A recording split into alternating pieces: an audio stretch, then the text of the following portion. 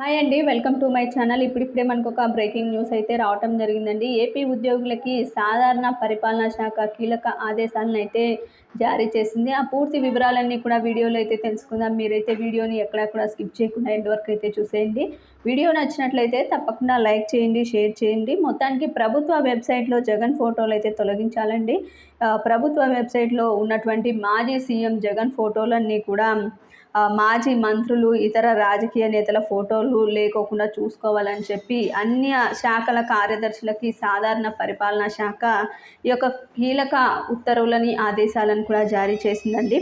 ఎన్నికల కోడ్ సమయంలో అన్నింటినీ కూడా తొలగించినా కూడా ఇంకా ఎక్కడైనా మిగిలి ఉంటే వాటన్నింటినీ కూడా వెంటనే తొలగించాలని చెప్పి ఆదేశాలు అయితే జారీ చేసింది. అంతవరకు కూడా సిఎఫ్ఎంఎస్ సైట్ కానీ, సిఎఫ్ఎంఎస్ సైట్లో కొన్ని ఫైల్స్ కానీ అన్నీ కూడా ఏవైతే ఫోటోలు ఉంటాయో అవన్నీ కూడా తొలగించాలని, అంతవరకు సిఎఫ్ఎంఎస్ సైట్ కూడా పనిచేయదు. అదేవిధంగా నిధి యాప్ కూడా పనిచేయదండి. ఇది ఒకసారి ఉద్యోగులు గమనించాలి ఈ విషయాన్ని.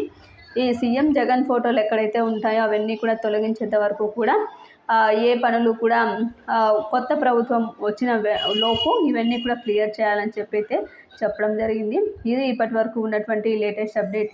మీకు ఈ వీడియో నచ్చినట్లయితే తప్పకుండా లైక్ చేయండి, షేర్ చేయండి. Thank you for watching.